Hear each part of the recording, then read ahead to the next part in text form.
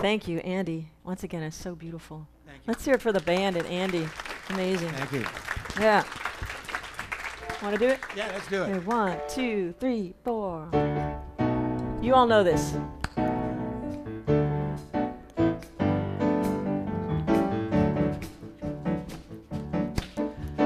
Left a good job in the city, right?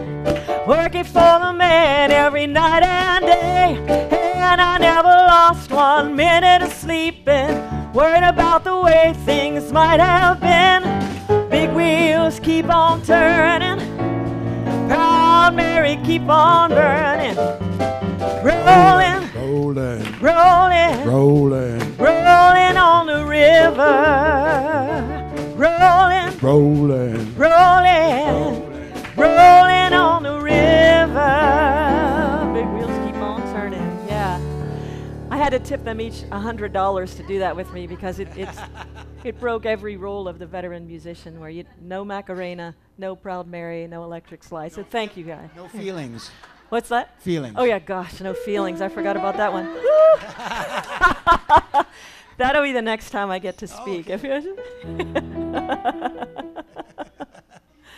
Or if you're a dentist, they would that was fillings. Yeah. So when I was a child growing up in Pittsburgh, Pennsylvania, my parents subscribed to the magazine, The Reader's Digest. And I had so many different sections of that magazine that I enjoyed very much. The Laughters, the Best Medicine section. But my favorite of all was the section, It Pays to Enrich Your Word Power. I used to like to learn new words. And I always would wonder, where do these words come from? Who makes up these words? And why these words? Why do we all agree to use these words to represent these things? I get how it all works now, it's the same. But I was always so fascinated as the origin of the word. And so I used to try to make up words just so I wouldn't get caught up in the limitations of the words that had already been created. So I'd make up my own words, and I'd like to share a word that I made up very recently with you, and the word is caus-isness. I asked Erika to look it up this morning to make sure nobody else had used that word yet. Caus-isness. Caus-isness is when we live from the world of cause rather than the world of effect. Caus-isness. Can you say it with me? Caus-isness. And just for definition's sake, operating from the big picture, the big wheel, the higher mind, the world of cause, rather than the effect world. It's kind of operating from the faith in the idea of things not yet seen. Ernest Holmes would say it this way. Caus-isness. It's not his word. Okay. We are all thinking, willing, knowing, conscious centers of life. We are all thinking, willing, knowing, conscious centers of life. We are surrounded by, immersed in, and there is flowing through us a creative something. Call it what you will. Caus-isness. Paramahansa Yogananda would say it this way. His philosophy is self-realization.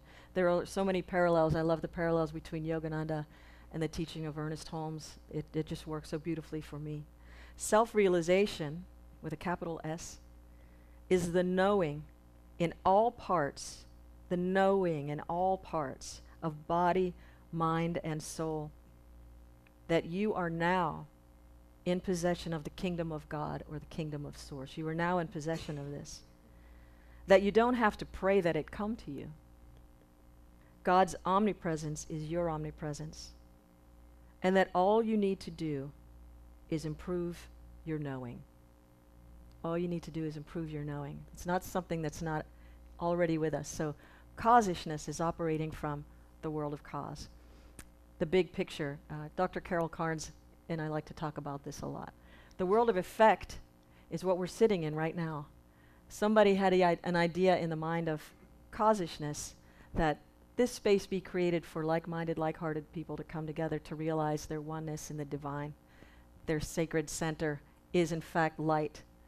And here you all are. Somebody manifested the chair. Somebody created the chairs from caus-isness. It was an idea in the mind of the infinite that was already there, and we just kind of step into it.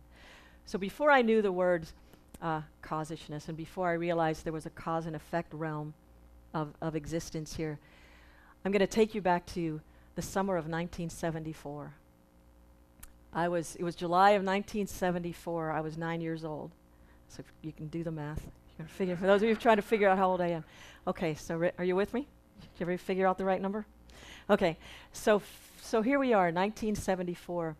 And two really great things used to happen in July growing up. One, it was the second Tuesday of July was always Italian Day at Kennywood Park, which was a big deal because Italian ice would come from the ice cream fountains, you know, it was always a big deal in the music. The other thing was either the second or third Tuesday of July was the Major League Baseball All-Star Game. And I was a huge baseball fan. In the 70s, the Pittsburgh Pirates were doing really well. We had just won the World Series in '71. So it was a big deal that the All-Star Game was coming to Pittsburgh in 1974. So a couple weeks before the game, my father announced at the dinner table that he had secured 2 tickets to go to the game. And I was pumped because I thought I was going. Now, I had 2 brothers and 2 sisters, one of which was an older brother named after my father and everything. But it never crossed my mind that Joe would go to the game before me. I had no thought of that. I thought, I'm going to the game because I'm a huge fan. I can play baseball better than Joe.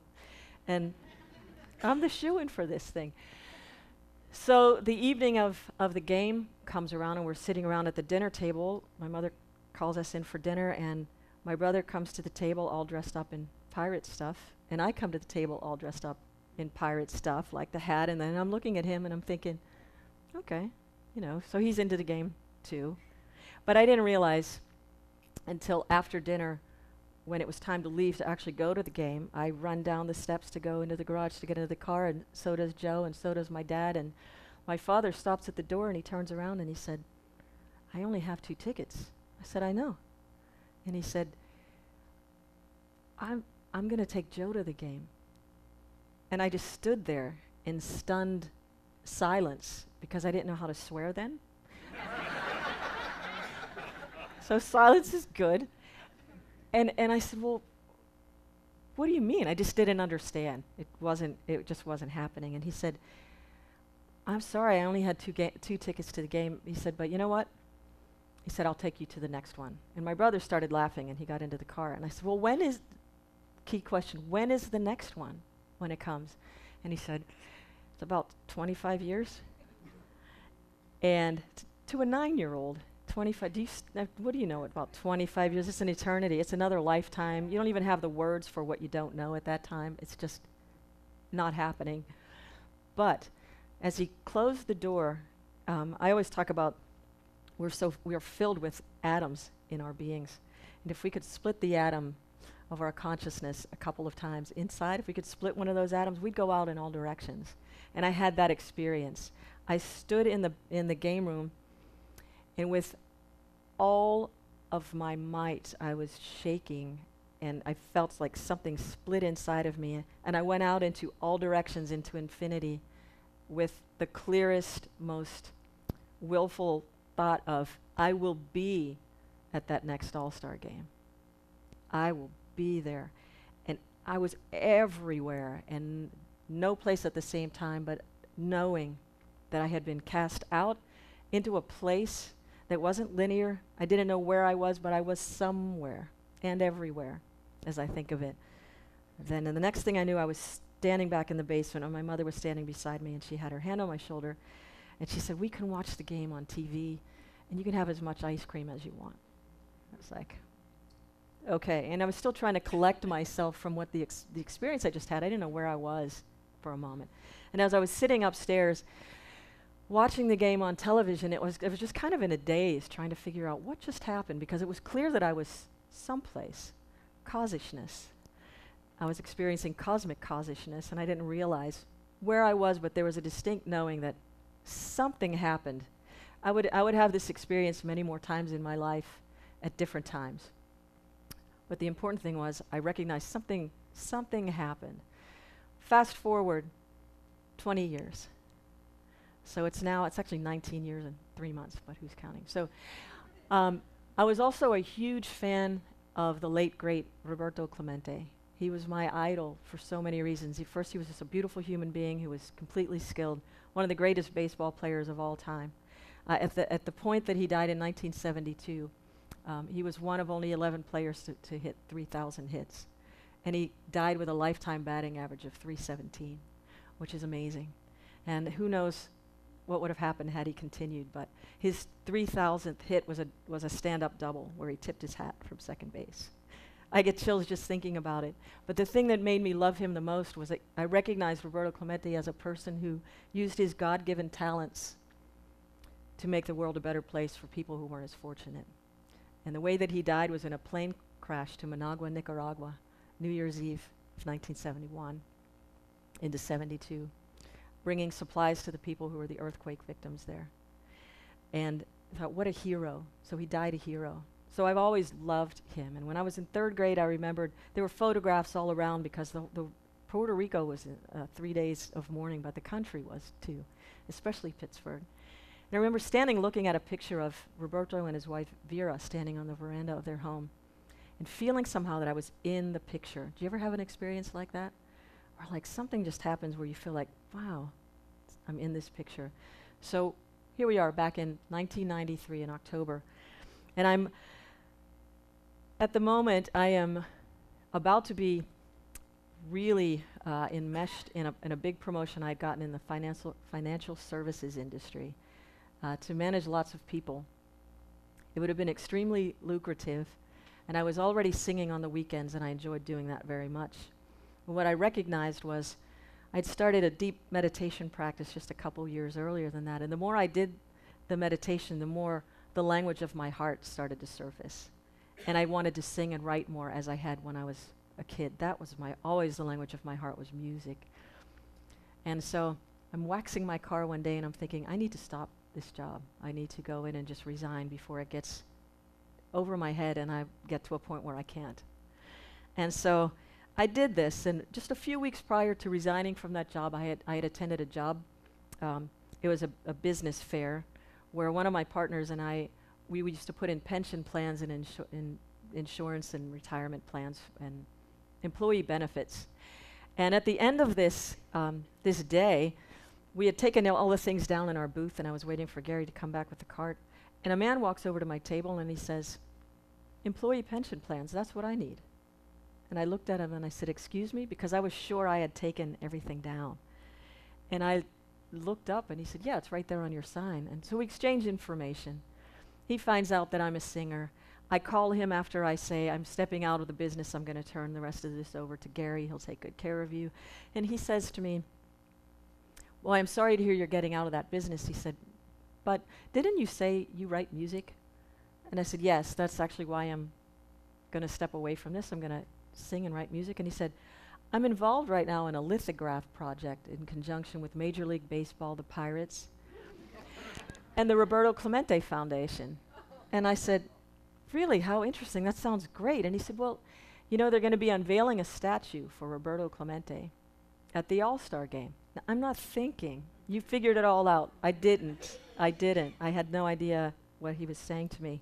But he said, "I bet it would be really great if they had a song to go with the statue unveiling. That would be really great. Why don't you try to write one? And I'll present it to them in our next meeting in a couple of weeks."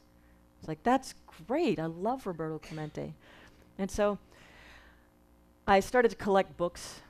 And just because I thought, gosh, if I'm going to write this song, I need to represent a bunch of people. Everybody loves this guy, and I know why I love him. And so I started to just put all this information in. A couple weeks later, I'm sitting at my kitchen table, you know, with my candle lit, and it's kind of dark, and I'm trying to get in the mood to write this song, but I'm thinking, it's me trying to write this song. And I'm coming up with nothing.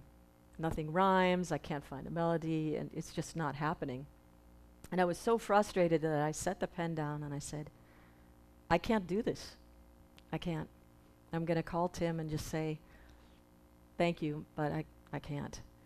And I stood up and I went in to just brush my teeth. I think I was going to meet some friends for dinner or something. And when I stood in front of the mirror, I heard, "You can't. We can." And the song from start to finish, boom, drops in. I grab my dictaphone and I sing the whole song.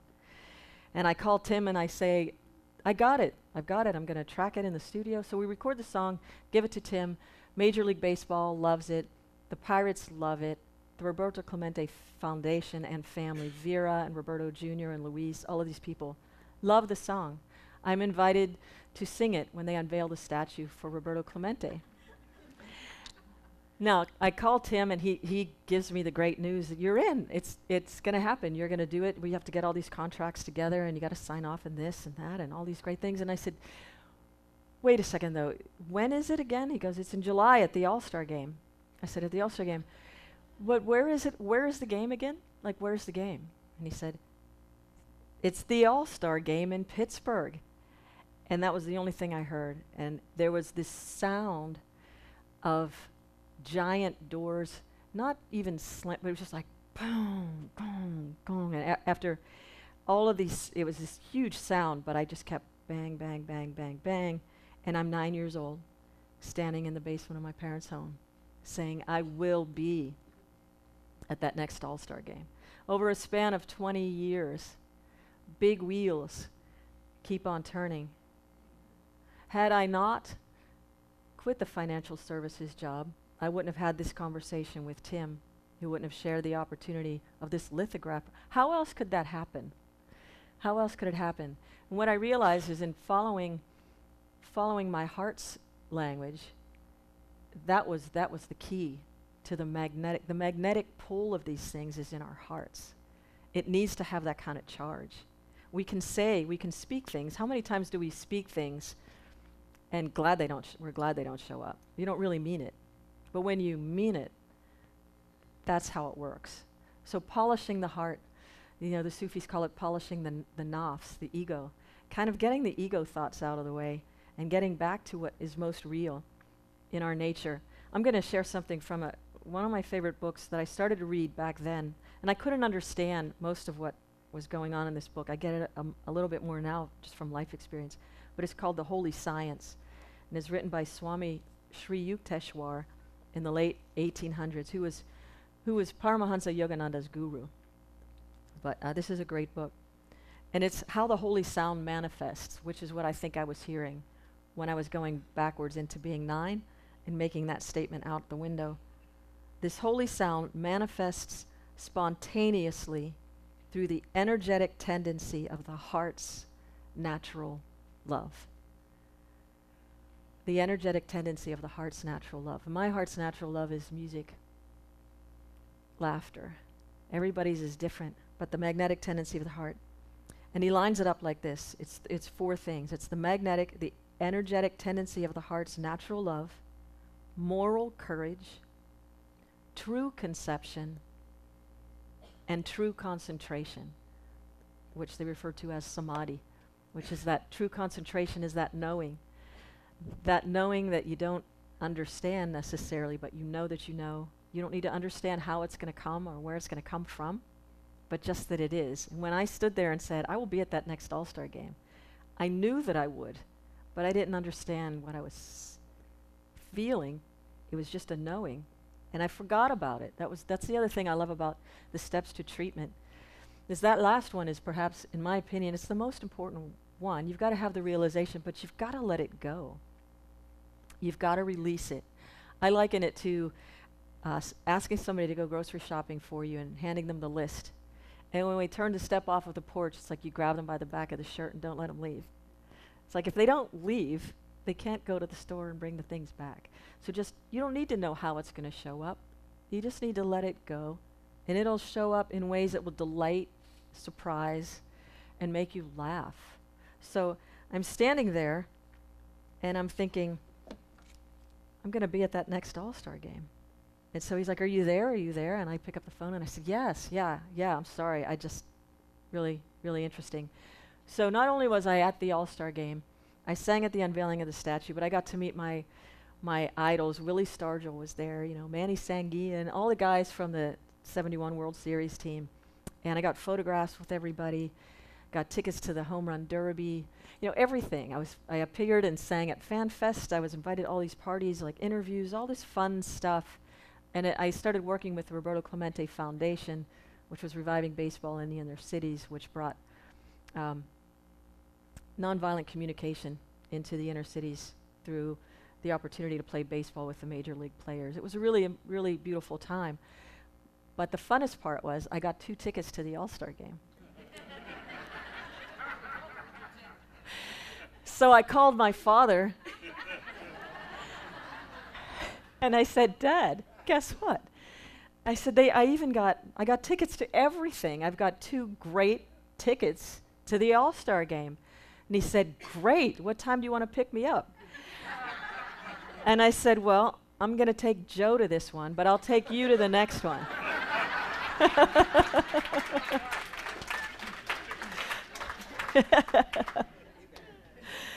And my brother and I had a blast. We had a really good time. And it was like, I hope you're watching on television, you know.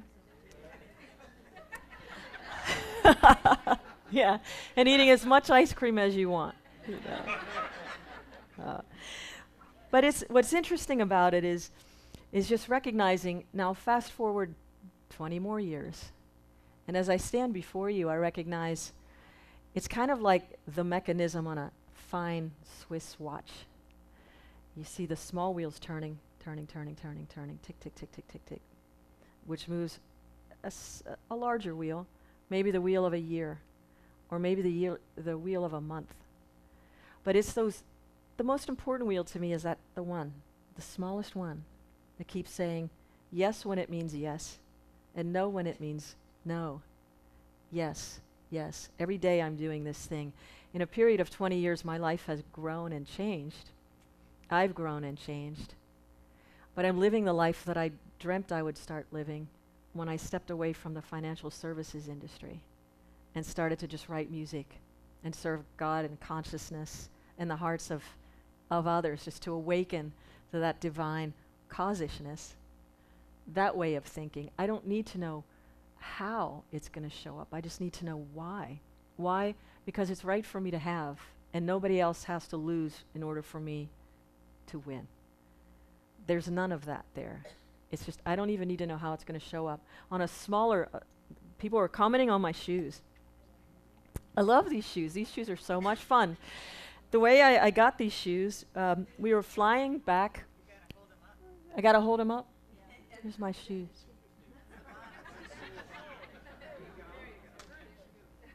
All right.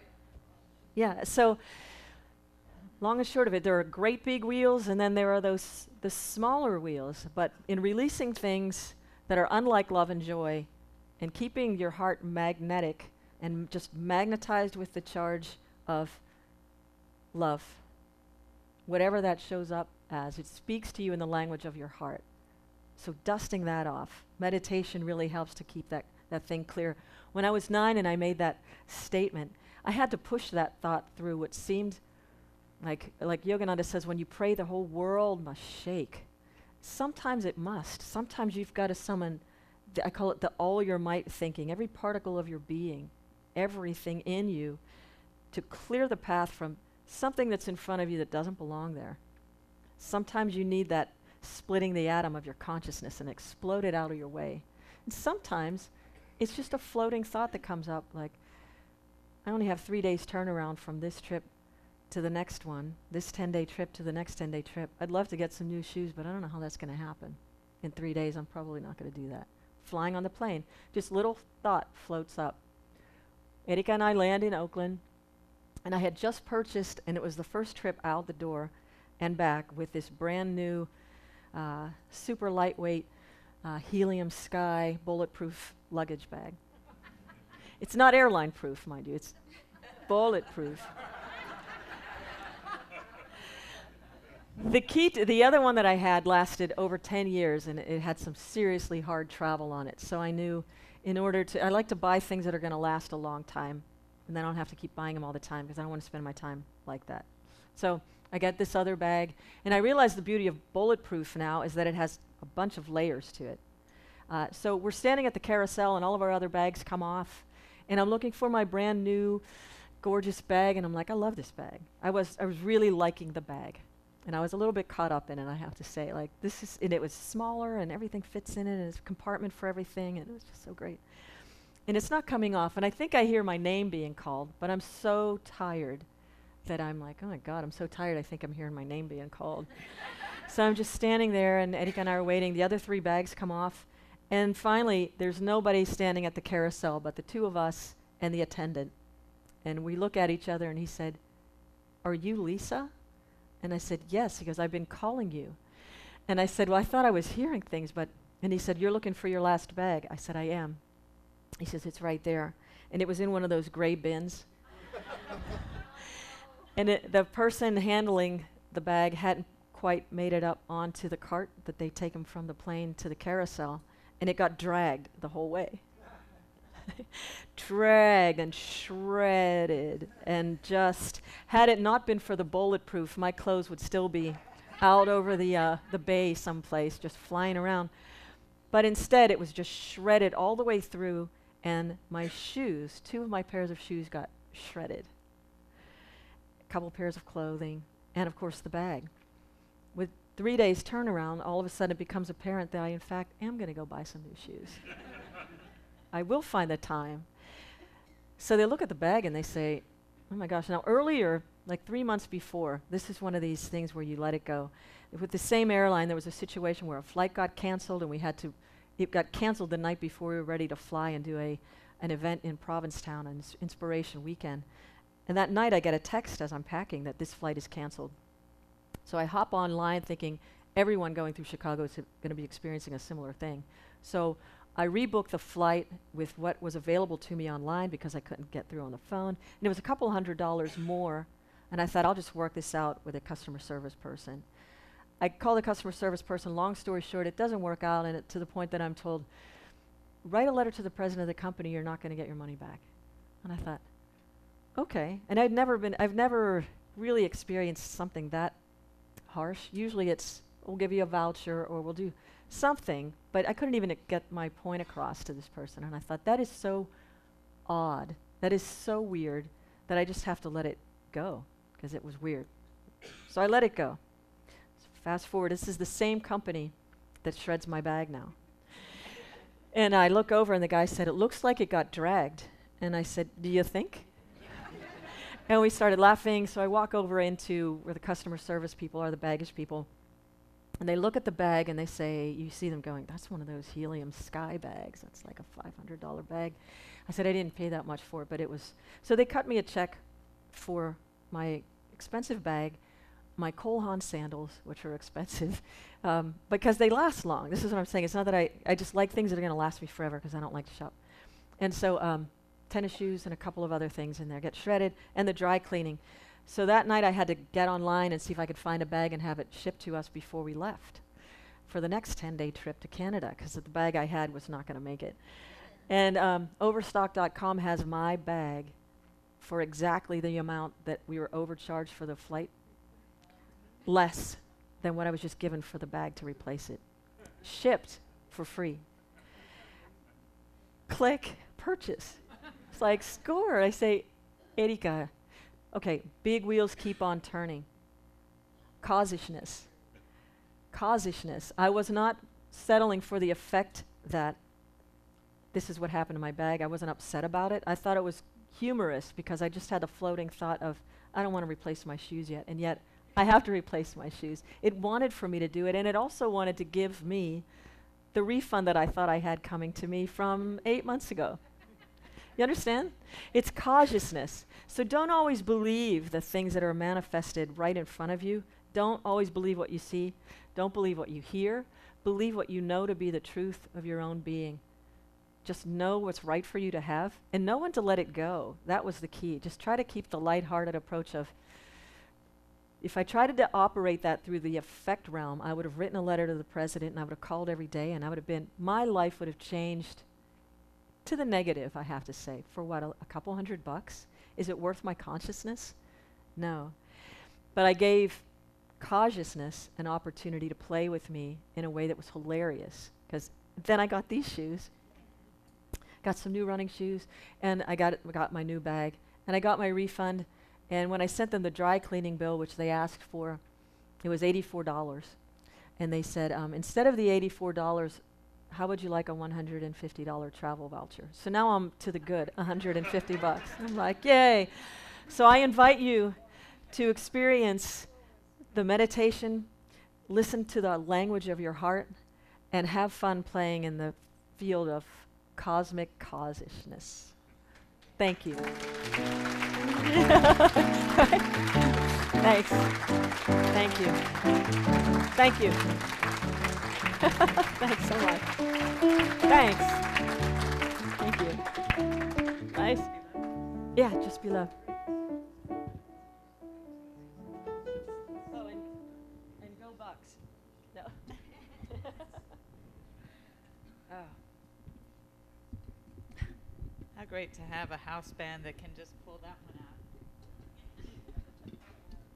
You're wonderful, Andy. Thank you. You guys are the best. And the Andy whole band. And the whole band. Thank you. Did you just thank me for asking you to play Proud Mary? Woo, write it down. Okay. No, I didn't hear you say it. He even took off his grateful hat to play that. I'm just kidding. So we're going to sing a song. It's called Just Be Love. And just remember that. Just remember the caus-isness of who you are. And cast your thoughts far and deep and wide and go there and delight.